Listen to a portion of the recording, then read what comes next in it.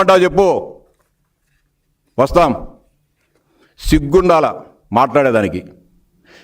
వాస్తవాలు ఇంతున్నాయి, కళ్ళ ముందర వాస్తవాలుంటే ఇంత అబద్ధాలు పెట్టుకొని చెప్తున్నావు. ఛాలెంజ్ చేస్తున్నాం, రా. నువ్వు పార్టిసిపేషన్ అయిన వాళ్ళకు ఉద్యోగాలు ఇచ్చినావా లేదా లిస్ట్ ఉంది, రా. ఎవరిని పంపిస్తారా? చర్చకు పంపి. చర్చకి ఏమొద్దు, లేదంటే మీ ఆఫీసుకు చెప్పు, మేము వచ్చి చూపిస్తాం నీకే. మన బతుకంతా, మనమిచ్చిన 2300 ఉద్యోగాల బతుకంతా చూపిస్తాం నీకు. అపాయింట్మెంట్ వస్తాం, చూపిస్తా. ఇంత అన్యాయంగా మీరు మాట్లాడడం జరుగుతుంది. ఇంకొకటి చెప్తున్నారు, స్పోర్ట్స్ కోటాకు సంబంధించి డబ్బు లాభాలు జరిగినాయి. 15 లక్షల నుంచి 20 లక్షలు తీసుకున్నారు. ఒక సెల్ ఫోన్ వాయిస్ రికార్డును వినిపించడం జరిగింది. దాంట్లో ఏం చెప్తారు? ఎందుకు కానీ కేసు కట్టలేదు, ఎందుకు కానీ ఫోన్ నెంబర్ లేదని చెప్తాడు. ఎఫ్ఐఆర్లో స్పష్టంగా ఏ వ్యక్తి ఎవరైతే మోసం చేయదలుచుకున్నాడో అవతల పక్క ఉండే నిరుద్యోగిని, ఆ వ్యక్తికి సంబంధించిన సెల్ ఫోన్ నెంబర్ వేయడం జరిగింది. 9440755843 అని. ఎలాంటి ఫోన్ నెంబర్ లేదా, ఇది మోసం కాదంటాడు. ఏ కళ్ళు ఏమైనా పోయినా నెంబర్ ఉంది, పోలీసు వాళ్ళు 1 నిమిషంలో కనుక్కుంటారు కదా అని చెప్పాడు. పోలీసు వాళ్ళు కనుక్కుంటారు. ఎఫ్ఐఆర్ నమోదైన తర్వాత ఇన్వెస్టిగేషన్లో ఆ పేరు ఎవరు, ఆ సెల్ ఫోన్ నెంబరు ఎవరు వాడుతూ ఉన్నారు అని చెప్పి తర్వాత ఇన్వెస్టిగేషన్లో వస్తుంది. తర్వాత ఎందుకు కానీ డిలే అయింది? అధికారుల అనుమతి కోసం అని చెప్పి.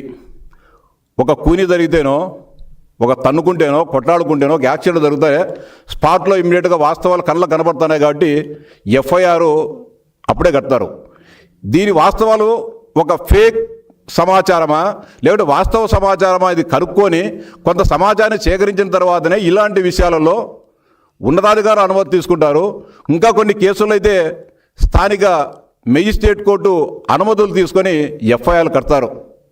మీ పక్క నుండే మీకు చాలా పెద్ద లీగల్ టీం ఉంది కదా, ఇది నిజమో కాదో కనుక్కో. ఇది వాస్తవం. జగన్మోహన్ రెడ్డి గారు ఫోన్ నెంబర్ లేదంటావు, ఫోన్ నెంబర్ ఉంది, స్పష్టంగా ఉంది కదా. ఇన్వెస్టిగేషన్లో ఆ ఫోన్ నెంబర్ ఎవరిది, ఎవరితో మాట్లాడినారు, ఏం మాట్లాడినారు అని చెప్పి దాని తర్వాత వస్తుంది. దీని మీద ఇన్వెస్టిగేషన్ అయిపోయిన తర్వాత ఛార్జ్షీట్ వేసినప్పుడు దానిలో స్పష్టంగా ఇతను మాట్లాడిన అతను బొంత రోసయ్య అనే అతను మాట్లాడాడు. ఆ నెంబర్ అతనిది. అతను మాట్లాడింది రాయన సురేష్తో మాట్లాడడం జరిగిందని చెప్పి ఇదంతా ఇన్వెస్టిగేషన్లో వచ్చింది. ఎఫ్ఐఆర్ కట్టడం జరిగింది. ఇద్దరు కోర్టుకు హాజరుపరిచినప్పుడు 7 సంవత్సరాల కంటే తక్కువ శిక్ష పడే కేసులలో 41A నోటీసులు ఇచ్చి పంపమనేది ఉన్నత న్యాయస్థానాల తీర్పులు ఉన్నాయి. దానికి అనుగుణంగానే స్టేషన్ బెయిలు ఇచ్చి ఉండొచ్చునేమో తప్ప చట్టానికి వ్యతిరేకంగానో ఇతన్ని రక్షించాలనో చేయాల్సిన పని. ఇతను రక్షించాలంటే కేసు కట్టాల్సిన అవసరమే లేదు కదా. ఇతన్ని రక్షించాలంటే మూడో వ్యక్తికి తెలియదు. ఇది వాళ్ళిద్దరు మాట్లాడుకున్నారు. ఎవరికైతే ఫోన్ పోయిందో ఆయన వచ్చి కంప్లైంట్ చేయడం జరిగింది. షాపోళ్ళు వాళ్ళు ఎన్టీఆర్ కమిషనరేట్కు ఫిర్యాదు చేసిన తర్వాత షాప్ అధికారులు ఈ ఇన్వెస్టిగేషన్ తర్వాత ఇవన్నీ తేలినాయి. ఇన్వెస్టిగేషన్లో పేర్లు పెడతారు, అన్నీ పెడతారు. మీది ఇప్పుడు లిక్కర్ కేసులో ఒకరి పేరు పెట్టారు, తర్వాత పేర్లు చేర్చుకుంటూ పోతూ ఉంటారు. ఇదిగానంతే. మీ అక్రమాస్తుల కేసుల్లో కూడా ముందు మిమ్మల్ని విజయసాయిరెడ్డి గారిని చేర్చిన తర్వాత అనేక మంది అధికారులు అనధికారులు వీళ్ళంతా కూడా ఆ సిస్టంలోకి చొప్పించడం జరిగింది, ఆ కేసుల్లో పెట్టడం జరిగింది. చట్టం గురించి వ్యవస్థలను మేనేజ్ చేసే అత్యంత శక్తి సామర్థ్యాలున్న మీకు ఇలాంటి చిన్న చిన్న విషయాలు తెలియడం లేదంటే ఇబ్బందిగా ఉంది. అలాగే మెరిటోరియస్ స్పోర్ట్స్ కోటాలో ఈ భారతదేశంలో ఎక్కడ కూడా ఇలా ఈ పద్ధతిగా డిఎస్సి టెట్టే ఆయన చెప్పేది టెట్ పాస్ కాకుండా ఉద్యోగాలు ఇచ్చినారని చెప్తాను. స్పష్టంగా మొన్న జరిగిన ప్రెస్ మీట్లో కూడా స్పష్టంగా చెప్పడం జరిగింది.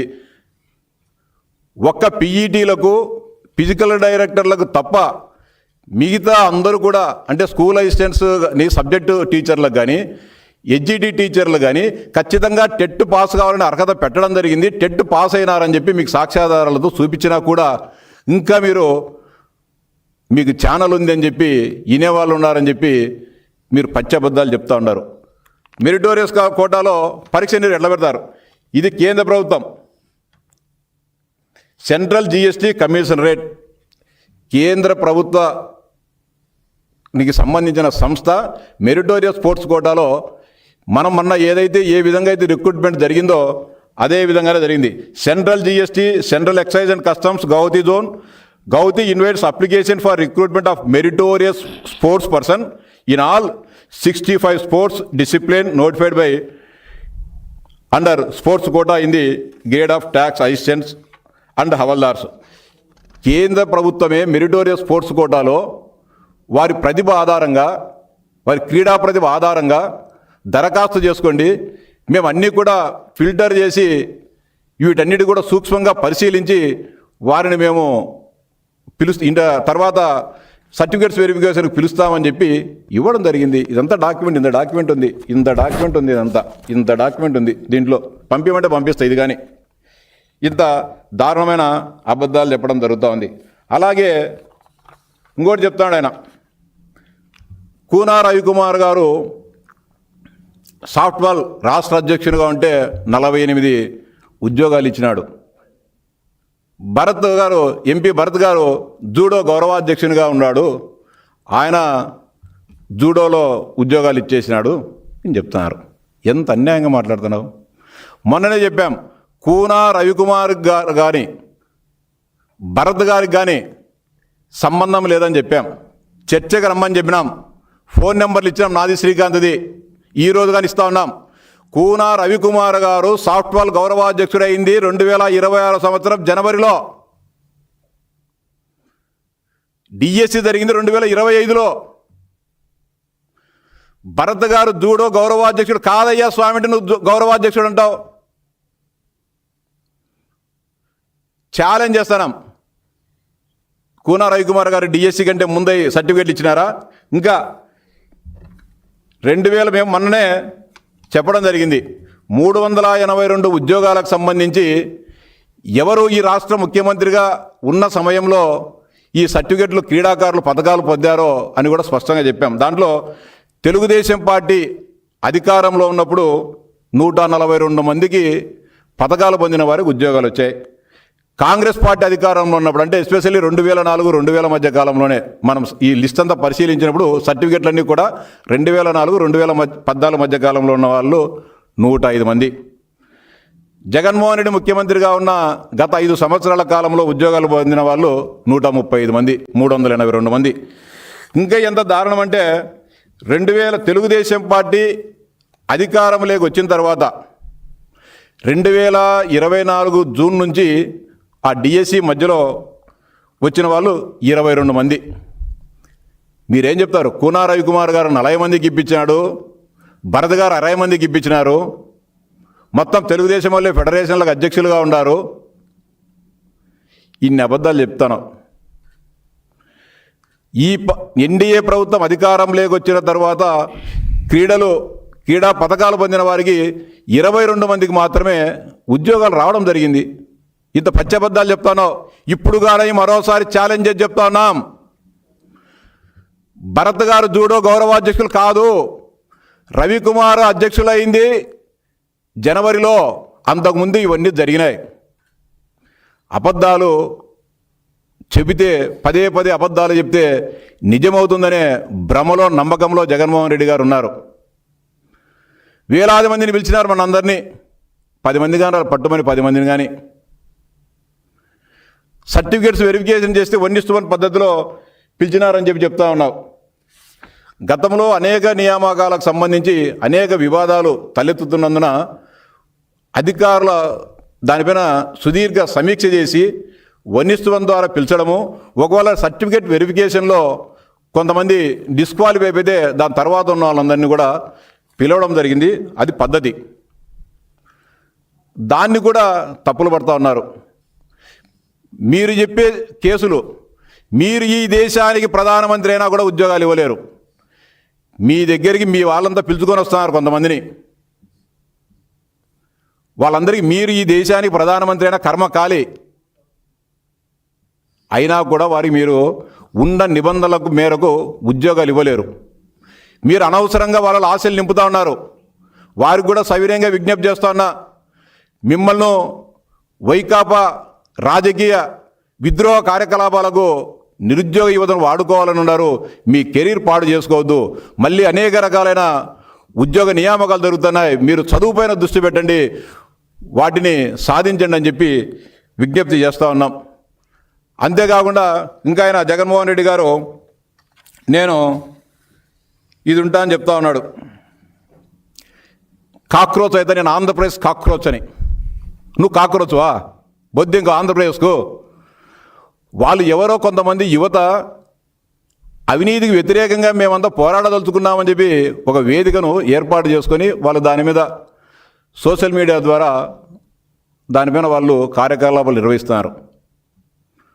ఈ దేశంలో అత్యంత అవినీతిపరుడైన వ్యక్తులు మీరు. ఎన్ని కేసులు ఉన్నాయి మీ మీద? మేమేమైనా జైలుకు పంపించినా మిమ్మల్ని రాజకీయంగా పెంచి పెద్ద చేసిన కాంగ్రెస్ పార్టీని మిమ్మల్ని పంపించింది. మీ తండ్రి గారిని ఎంతో ఉన్నత స్థాయికి తీసుకొని పోయి ఉమ్మడి ఆంధ్రప్రదేశ్ రాష్ట్రానికి ముఖ్యమంత్రిని చేసిన కాంగ్రెస్ పార్టీ మిమ్మల్ని జైలుకు పంపించడం జరిగింది. మీరు సంపాదించిన వేల కోట్ల రూపాయల అక్రమాస్తుల గుట్టు తేల్చాలని చెప్పి. ఇప్పుడుగా జరుగుతుంది లిక్కర్ స్కామ్. ఈరోజే మీ శిష్యుడిని రాజ్ కసిరెడ్డిని ఎన్ఫోర్స్మెంట్ డైరెక్టరేట్ అరెస్ట్ చేసింది. నెక్స్ట్ మీరే వంతు. మీరు ఏపీ కాక్రోచ్, నవ్విపోదురుగా నాగేటి సిగ్గు అని చెప్పి నోటి ఏదొచ్చే అది మాట్లాడుతున్నారు. మీరు అవినీతి సామ్రాటు, అవినీతికి పరాకాష్ట, అవినీతి కేర్ ఆఫ్ అడ్రస్ ఏపీకి కాక్రోచ్గా ఉంటారు. మళ్ళీ ఆల్ఫా కాక్రోచ్ అంటున్నారు. పేర్లు బాగానే చెప్తున్నారు. ఒకసారి నవ్వుతున్నారు అందరూ మీ ప్రెస్ మీట్లు చూసి, జగనన్న కాక్రోచ్ అంటా అని. ఇంత అన్యాయంగా మాట్లాడుతున్నావు. మీ కడబడి మేము అడుగుతున్నాం పదే పదే, మీరు ఏదైతే గత 15 రోజులుగా స్టోరీ నడిపిస్తున్నారో మేము కూడా పదే పదే గ్రూప్ 1 నియామకాల్లో జరిగిన అక్రమాల గురించి ఎందుకు మాట్లాడమని అడుగుతున్నాం. నిన్ను మాట్లాడదాన్ని. 2006లో మీ తండ్రి గారు ముఖ్యమంత్రిగా ఉన్న సమయంలో కడపలో జరిగిన డిఎస్సి కుంభకోణం గురించి ఎందుకు కానీ మాట్లాడావు? ప్రశ్నిస్తున్నాం కదా మేము, సమాధానం చెప్పని. ఎఫ్ఐఆర్ అనేది 2007 సంవత్సరం కడప 1 టౌన్లో